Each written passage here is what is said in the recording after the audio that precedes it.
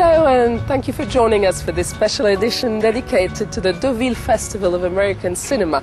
It's been 33 years already since the stars and the new talents of American cinema have been treading the mythical boards of this very chic seaside resort in Normandy. There's a beautiful lineup this year with much anticipated sex symbols Brad Pitt and George Clooney, as well as Sigourney Weaver and Michael Douglas, to whom the festival is paying tribute for their prolific careers. This first weekend at Deauville was quite spectacular, with a series of dark and breathtaking thrillers and a beautiful performance by Michael Douglas in King of California. Here's our report.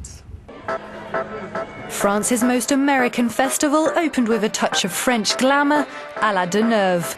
But as far as VIPs are concerned, the Stars and Stripes certainly stole the show, starting with the king of this 33rd edition, Michael Douglas. This Deauville veteran boasts a long and successful career, one that Deauville has chosen to honour this year, an emotional moment for the man who famously met love on these shores. Everyone says that a festival is special, but not everybody can say that a festival has changed their life. And 9 years ago, I was here at the festival with The Perfect Murder, and I met the perfect wife. And this is the perfect chance for the King of Deauville to premiere his new film, King of California, an offbeat comedy on family ties and hidden treasure under the local supermarket. Lost more than 300 years ago and they're buried under a Costco? I guess that wasn't meant to be. It's only 6 feet down. Are you nuts? I enjoy risk-taking. I like flying without a net. There's an excitement and an energy that motivates you. I think also if you've been fortunate enough to have a degree of success, then why not? Combining risk and success is something George Clooney knows all about. Hollywood's wild child is in Deauville presenting Michael Clayton, a film he stars in but also produced and directed. Michael Clayton is a very special lawyer. At this, what you do, you're great. He's the man we call when we are in delicate situations. The man who fixes scandals. I'm not the enemy. Then who are you? It's a film that asks the question, how do human beings perpetrate inhuman acts? How is it that they end up valuing a dollar sign over a human life? And if the ladies are fighting for a glimpse of Hollywood playboys, the men were rewarded with the charms of Monica Bellucci. Ooh, kinky. I want you to take care of this baby for a while. $5,000. That should keep you off your back for a couple of weeks.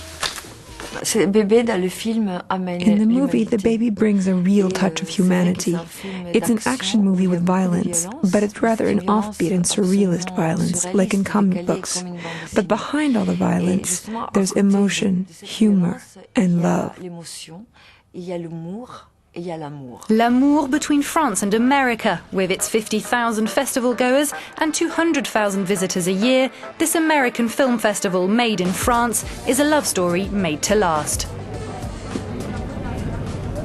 It used to be James Bond, from now on it's Jason Bourne, a super-secret agent, amnesiac pawn of a hellish machination.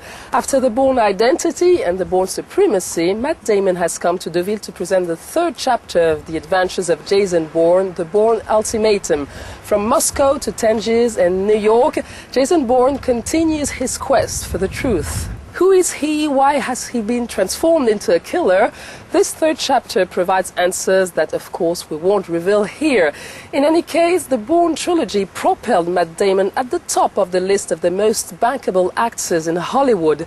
Before seeing the interview he gave to France 24, here's an extract from the film.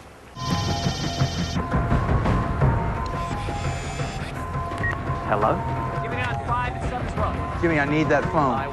I want you to listen very carefully to what I'm about to tell you. What the hell's going on? 10 o'clock to your left across the street, there's a silver Chrysler Voyager. There's a surveillance team inside.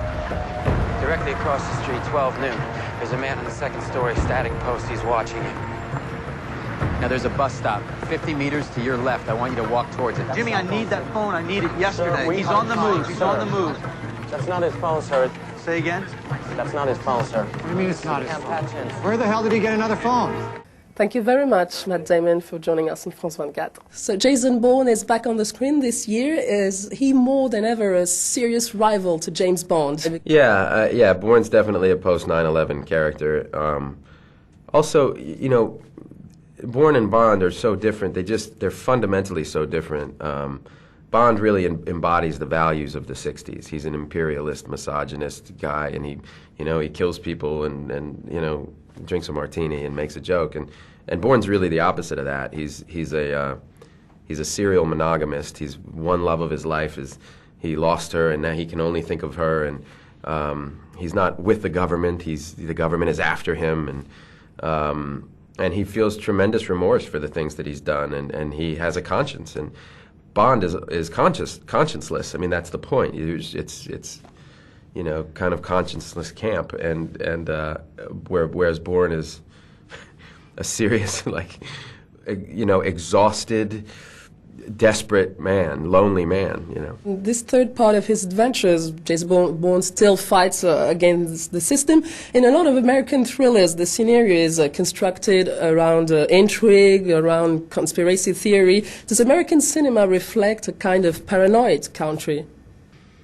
Oh, that's an interesting question. Perhaps it does. I mean, I think that the cinema usually reflects the state of the country. We had such great films come out of the 70s because there was such a robust and passionate debate about Vietnam, and there were all the issues of Watergate and all of these things that were happening that really made for great films. And I think now, 10 years ago, you didn't see movies about, in 1998, you didn't see movies about the state of the country and the political, the political environment. Whereas now, I mean, just in the last few years, I was in Syriana, The Good Shepherd, movies that are all about America and the state of America. And so I think that the more kind of times of upheaval and unrest, it makes for better movies. And I'm sure that's reflected.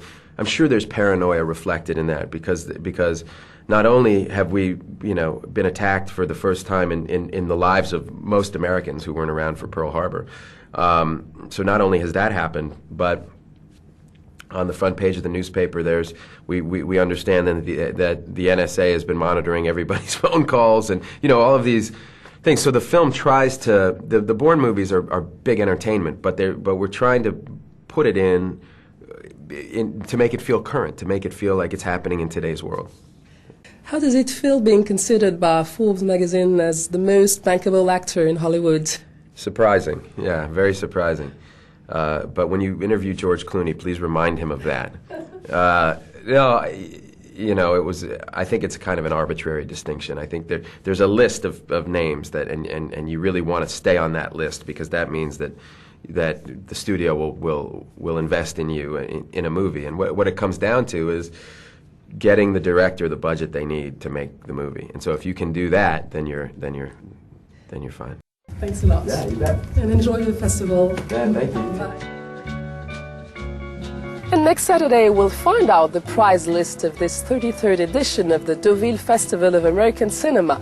Until then, you can find all the interviews carried out by France 24 during the opening weekend on our website, france24.com. See you tomorrow.